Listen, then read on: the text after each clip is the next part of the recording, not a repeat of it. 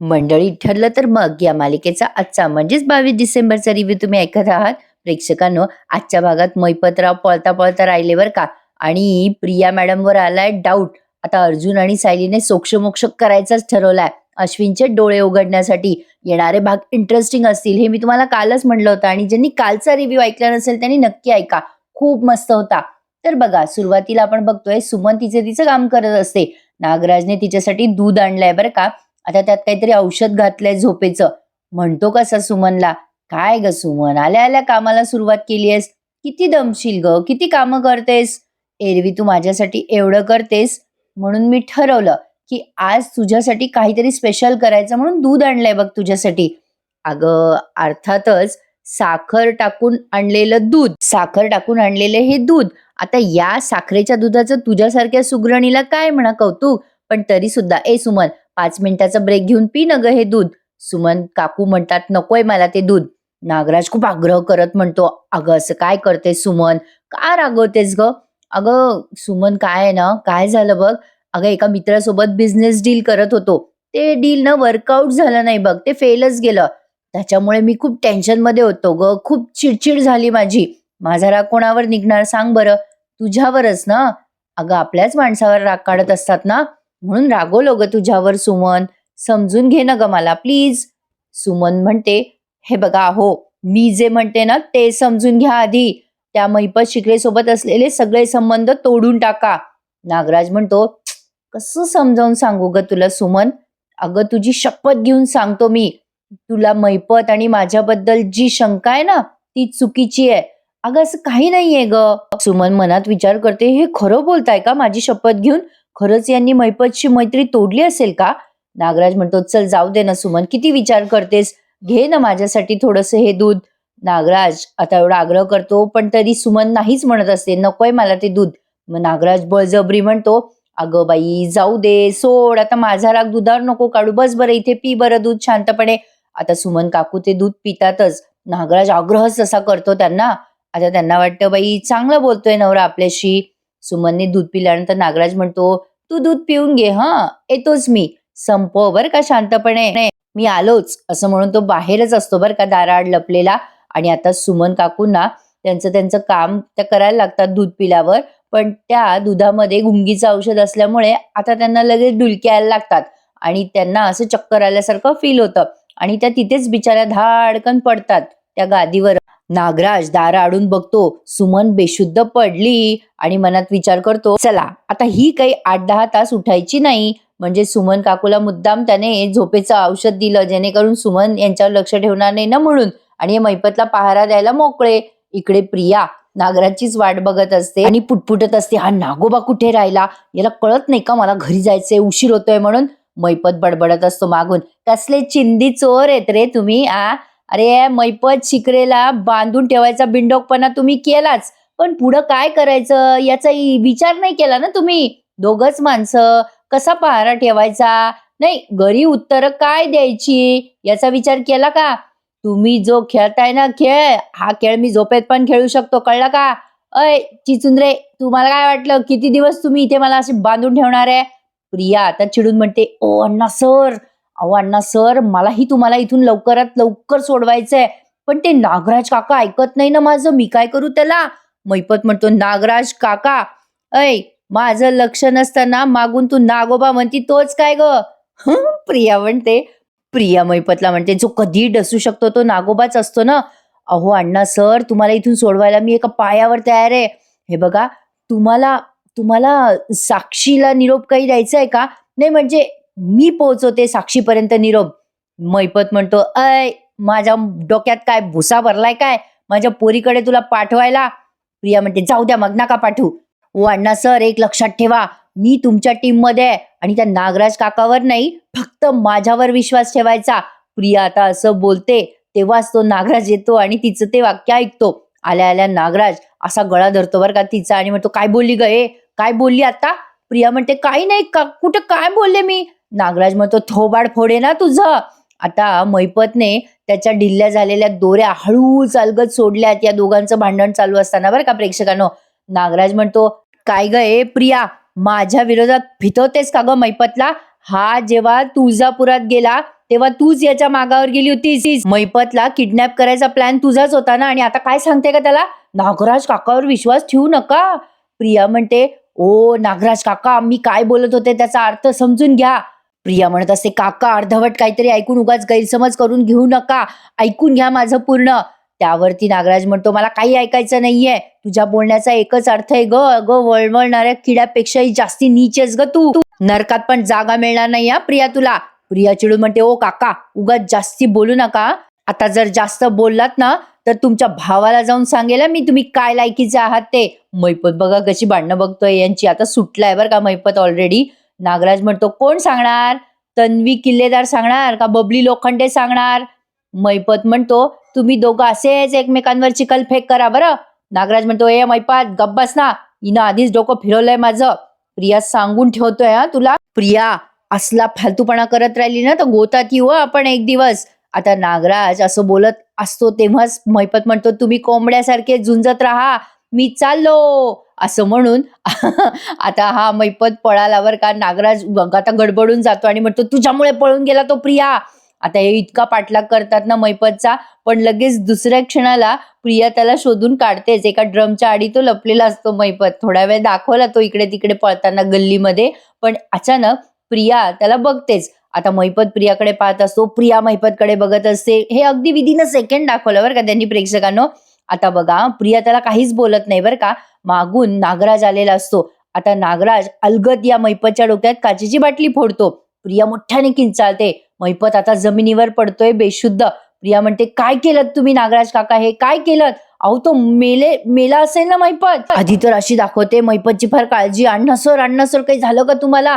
आणि प्रिया म्हणते नागराजला, काही कळतं का तुम्हाला? अहो या मैपतची माणसं सोडणार नाही ना आपल्याला, तुम्हाला अक्कल नाही वापरतायत का? आता मात्र नागराज सनकनीच्या कानाखाली हाणतो आणि म्हणतो, ए प्रिया, माझी अक्कल नाही काढायची हा, माझी अक्कल नाही काढायची. डोळे आहेत ना तुला, आहेत ना डोळे? बघ मेलाय का तो, मेलाय का तो? फक्त बेशुद्ध पडलाय. काय गे, तुला फार अक्कल आहे ना? त्याच्यावर लक्ष ठेवून होतीस ना तू, मग त्याचे हात कसे काय सुटले? काय करत होती तू? झोपा काढत होती का मोबाईलवर टाइमपास करत होती? कस काय हात सुटले त्याचे? पहारा देत होती का काय करत होती प्रिया? प्रिया जोरात ओरडून म्हणते, ओ मी पहाराच देत होते, मला नाही माहिती त्याचे हात कसे काय सुटले ते. नागराज म्हणतो, काय गे प्रिया, तू ना आता मैपत तुझ्या समोर आला तेव्हा तू का ओरडली नाही ग? प्रिया तू गप्प का बसली होती मैपतला पाहिल्यावर? का गप्प बसली होती? बोल बोल ना, बोल. आता प्रिया काहीच बोलत नाही, मान खाली घालते नुसती बरं का. नागराज म्हणतो, ए प्रिया, हिशोबात राहायचा, हिशोबात. माझ्याशी डबल गेम केलास ना तर याद राख. आता या नागराजने त्या मैपतला उचलायचा प्रयत्न केलाय. प्रिया पण थोडी मदत करते त्याला. आता बघा या मैपतला नागराजने पाठीवर घेतलंय बरं का प्रेक्षकांनो. आणि आता मैपतला घेऊन तो कुठे चाललाय ते काही त्याने प्रियाला सांगितलेलं नाहीये. आता प्रिया त्याच्या मागोमाग जाणार. तेवढ्यात नागराज म्हणतो, ए प्रिया चल मागे हो, हात नको लावू. चल प्रिया मागे हो, चल निघ इथून, मी घेऊन जाणार आहे मैपतला आता. प्रिया म्हणत असते, अहो पण. आता प्रिया चालली जाते बरं का तिथून. माया नागराजने ओरडल्यावर नागराज विचार करतो, ही पोरगी काही विश्वास ठेवायच्या लायकीची नाहीये. मैपतला पळून जाण्यासाठी नक्कीच हिने मदत केली असणार आहे. आता हिच्यावर विश्वास ठेवू शकत नाही मी. या मैपतला आता अशा ठिकाणी लपवतो ना की प्रियाला कळणारच नाही. असं म्हणून आता त्याने मैपतला कांद्यावर घेतलंय बरं का प्रेक्षकांना. कुठे नेलंय त्याने ते काही आज त्यांनी दाखवलेलं नाहीये. इकडे सगळे मस्त जेवायला बसलेले असतात पुढच्या सीन मध्ये सुभेदार. आता घरी आल्यावर बघा प्रिया कशी तमाशा करते. त्याचा पूर्ण एपिसोड रिव्ह्यू तुम्हाला खिळवून ठेवणार आहे. छान आहे आजचा एपिसोड सुद्धा. प्रतापराव म्हणत असतात, अप्रतिम झाली हा सायली भाजी. आता अस्मिता म्हणते, माझ्या बाळाला बहुतेक माझ्या हातचं जेवण आवडणारच नाही. आओ बाबा, तो नेहमीच म्हणत जाईल की मला मामीच्याच हातचं जेवण जेवायचंय. तिला माझ्यासाठी सांग बरं जेवण बनवायला मम्मा, असंच म्हणत राहील बाळ. त्यावर सायली म्हणते अस्मिताला, अहो ताई आनंदाने बनविल मी सगळा स्वयंपाक. मी बाळाचे खूप म्हणजे खूप लाड करणार आहे. आता यांच्या गप्पा सुरूच असतात. तेवढ्यात अश्विनराव घरी आलेत बरं का.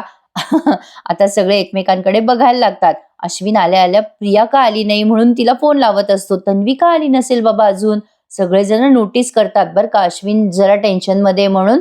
आता तेवढ्यात प्रिया आली आहे बरं का. कल्पनाताई हळूच म्हणतात, हल्ली रोजच उशीर करते ही घरी यायला, कुठे असते कोणास ठाऊक.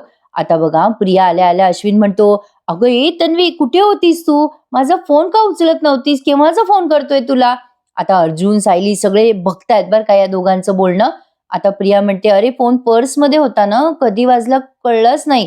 सायली म्हणते, काय ग प्रिया, तुझ्या चेहऱ्याला काय झालं, गाल का सुजला एवढा तुझा?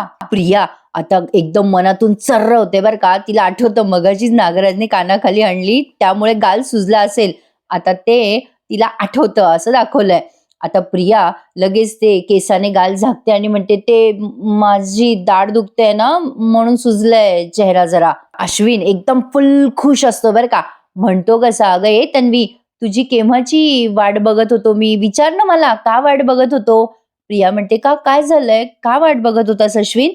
अश्विन खूप खुश असतो बरं का प्रेक्षकांनो. तो म्हणतो, अगं काही झालं नाहीये तन्वी, पण गेस व्हॉट, अगं आपलं लॉंग पेंडिंग हनीमून ते बुक केलंय मी.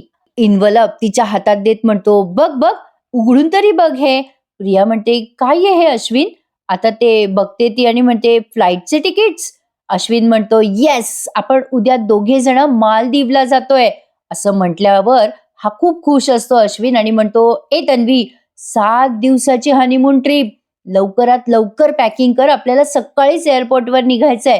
प्रिया आश्चर्याने म्हणते, उद्याच? अश्विन म्हणतो, हो येस, अगं मी हॉस्पिटलमध्ये सुट्टी टाकली आहे, आता 7 दिवस फक्त तू आणि मी. हे सगळं तो त्याच्या आई वडिलांसमोर बोलतोय बरं का. अश्विन म्हणतो, कसं वाटलं सरप्राईज तन्वी?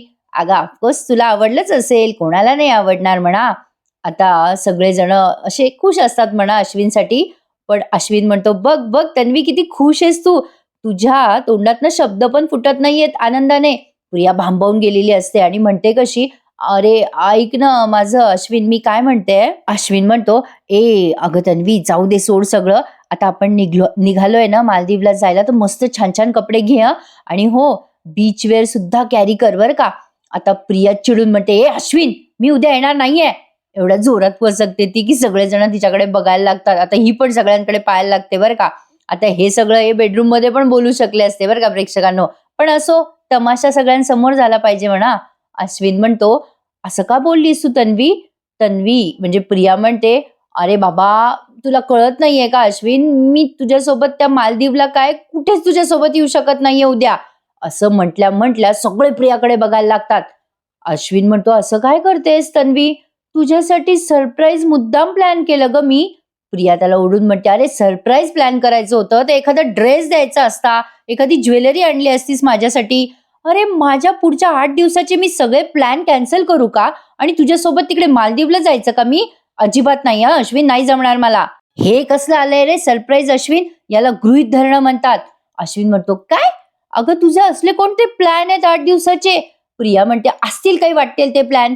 हे बघ, मुद्दा हा आहे ना अश्विन, की एवढा मोठा निर्णय घेताना तुला मला विचारता नाही आलं साधं, काय रे असं कसं तू सरप्राईज प्लॅन केलं? नाही, साहजिक आहे, तुला वाटलं असणार आहे की आपली बायको आपल्या तालावर नाचेलच, म्हणून हे तिकीट मुद्दाम माझ्या हातात आणून ठेवलंस ना तू. कुठल्या कुठे विषय नेते बरं काही प्रिया. आता सगळ्यांना त्याचं खरंच आश्चर्य वाटतं. अश्विन म्हणतो, असं काय करतेस तन्वी, तूच मला म्हणाली होतीस ना मागच्या वेळेला की आपण जाऊयात कुठेतरी फिरायला, तुळजापूरला वगैरे. अगं तेव्हा मला जमलं नाही तुझ्यासोबत यायला, म्हणून मी आत्ता प्लॅन केला हा मालदीवचा. काय प्रॉब्लेम आहे यार, असं का रिएक्ट करतेस तू? आता प्रियाला काही समजेना काय कारण द्यावं. म्हणते कशी, अरे मुळात तू असे परस्पर घेतलेले निर्णय मी का पाळायचे? आता हिचं बोलणं सगळ्यांना आश्चर्यकारकच वाटते आणि साहजिक तसंच बोलते ही. प्रिया म्हणते, हे बघ, या 8 दिवसात माझी मैत्रीण येणार आहे US वरनं, तिला भेटायचंय मला, आणि तसंही माझी डेंटिस्टची अपॉइंटमेंट आहे, आणि शिवाय माझं सेमिनार पण आहे, सगळं अटेंड करायचंय मला, आणि हे सोडून मी तुझ्यासोबत काय येऊ? तुझा मूड आहे सुट्टी घेऊन बाहेर जायचं म्हणून मी फिरायला यायचं का तुझ्या बरोबर? प्रिया हे सगळं बोलते पण तिलाही भीती वाटते बरं का आता मनातनं.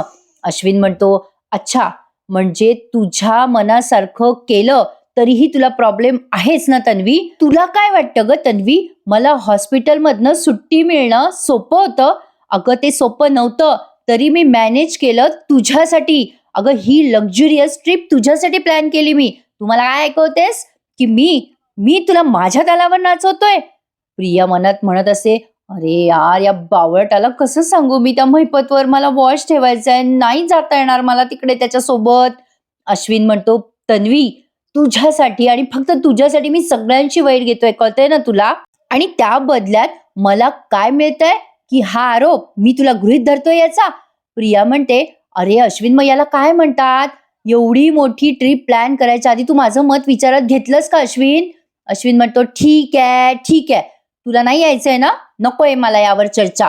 असं म्हणून आता ते तिकीट चक्क फाडून टाकतो आणि म्हणतो, आपली ही ट्रिप इथेच कॅन्सल झाली. सगळ्यांसमोर त्याने ते तिकीट फाडून टाकलंय. अर्जुनला फार वाईट वाटलं बरं का, आणि सायलीला सुद्धा. आता अश्विनने ते तिकीट फाडलं आणि तिथेच फेकून निघून जातो तो. आता सायली प्रियाकडे रागाने बघायला लागते आणि अर्जुन सुद्धा. प्रिया या सगळ्यांना लुक देते आणि ती पण तिथून आता निघून जाते. सगळेजण बिचारे डोक्याला हात मारून घेतात. काय अवदसा घरात आली आहे असं कदाचित वाटत असावं यांना. असो, आता ती प्रिया निघून गेल्यावर कल्पनाताई म्हणतात, बाई काय म्हणायचं या पुरीला, विचित्रच आहे. अश्विन आपला एवढं प्रेम करतो हिच्यावर, हिला का कळत नसेल? प्रतापराव म्हणतात, जाऊ दे कल्पना, अगं ती तन्वी नेहमी स्वतःच्या सोयीप्रमाणे वागत आली आतापर्यंत. ती कधी कोणाचा विचार करते का? तिची गरज असली की ती पुन्हा अश्विनच्या मागे मागे करायला मागे पुढे बघणार नाही. आता यांना प्रिया चांगलीच कळायला लागली आहे, पण अजून अश्विनला नाही. बिचारा अश्विन. पण आता अर्जुन आणि सायलीने ठरवलंय बरं का, अश्विनचे डोळे आता उघडायला सुरुवात करायची. प्रेक्षकांनो, मालिकानं आता बऱ्याच म्हणजे गोष्टींचा उकल काढायला लागली आहे असं वाटतंय तर खरी. पण आता बघा, ही अस्मिता म्हणते, पण डॅड, कुठल्या बायकोला असं सरप्राईज प्लॅन आवडणार नाही? अरे ती हनीमूनला जायला नाही म्हणते, असली कुठली बायको करते? असं कुठल्या युनिव्हर्समध्ये घडत असेल? आता सायली म्हणते, अहो अस्मिता ताई, या प्रियाचं जगच वेगळं आहे. अर्जुन म्हणतो, अगं सायली, पण हिला एवढं काय महत्वाचं काम असणार आहे? हिने चक्क मालदीवची तिकीट नाकारली, ती ट्रिप तिने नाकारली ग. अर्जुन आणि सायलीला चांगलाच डाऊट आलाय आता प्रियावर, आणि त्यांना जवळपास कळलंच आहे की ही नक्की मैपतवर वॉच ठेवून असणार आहे म्हणून. आता हे कसं कळलं हे यांच्या बेडरूमच्या चर्चेतून तुम्हाला समजणार आहे. आता यांची इथे तर चर्चा झाली. आता हे दोघंही विचार करायला लागतात आणि सगळ्यांनाच वाईट वाटतं की अश्विनला खूप वाईट वाटलंय म्हणून. असो, आता इकडे प्रतिमा त्या स्वयंपाकघरात सगळी झाकपूक करत असतात रात्रीची आणि विचार करत असतात, अगं बाई, सुमन जेवायला पण नाही आली अजून, जेवायची वेळही टळून गेली, अशी कशी नाही आली बाई ही खाली? असं म्हणून प्रतिमा त्या आता त्यांच्या खोलीत जातात सुमन काकूंच्या, आणि बघतात तर काय, सुमन काकू झोपलेल्या. आता प्रतिमा त्या विचार करतात, अगं बाई, अशी का झोपली ही? ए सुमन, सुमन. आता त्या उठवायचा प्रयत्न करतात सुमन काकूंना, पण आता सुमन उठतच नाही. आता या प्रतिमात्या म्हणतात, अगं उठ सुमन, जेवायचं नाही का बाई तुला आज? अगं ए सुमन. पण सुमन काकू गाढ झोपलेल्या असतात. प्रतिमात्या आता बाजूला असलेला तो ग्लास बघतात आणि विचार करतात, अगं बाई, एवढी कशी झोप लागली हिला आज, जाग पण येत नाहीये.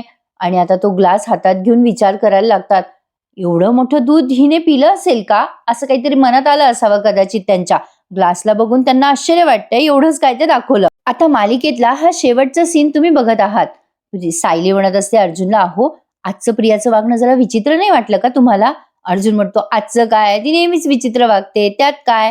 सायली म्हणते, तसं नाही, पण अश्विन भाऊजीने एवढी ट्रिप वगैरे प्लॅन केली तिच्यासाठी. अहो भाऊजींनी एवढी ट्रिप केली तिच्यासाठी प्लॅन, मालदीवची वगैरे, आणि ती चक्क भाऊजीवरच चिडली हो. मी ज्या प्रियाला ओळखते ना, तिला तर सगळं जग बघावंसं वाटतं, ती अशी कशी वागू शकते? अर्जुन म्हणतो, अगं तिला आपल्यावर लक्ष ठेवायचं असेल ना सायली, म्हणून ती असं करत असेल. सायली म्हणते, अहो पण ते करायला ती घरात असायला हवी ना, हल्ली तर ती घरातही दिसत नाही. नाही, पूर्वी आपण सोबत दिसलो की मागे मागे घुटमळायची ना, आता आता हल्ली तर बघावं तेव्हा घराबाहेर असते. अहो रात्री पण घराबाहेर राहते ती. तुम्हाला हे साधं सुद्धा वाटतंय का? अर्जुन म्हणतो, तसं तुझं बरोबर आहे सायली. सायली म्हणत असते, हे असं ती कधी करत नाही ना. अर्जुन म्हणतो, बरोबर आहे तसं तुझं.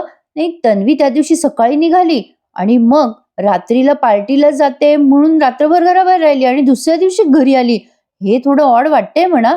सायली म्हणते, अहो जेव्हा ती बाहेर निघत होती ना, तेव्हा ती फोनवर बोलत होती आणि म्हणत होती, आत्ताच्या आत्ता मी पोहोचते तिकडे म्हणून. मला नाही वाटत ती कुठल्या मैत्रिणीशी बोलत असेल म्हणून. अर्जुन म्हणतो, आता ना आपल्याला तन्वीवर लक्ष ठेवावंच लागणार आहे.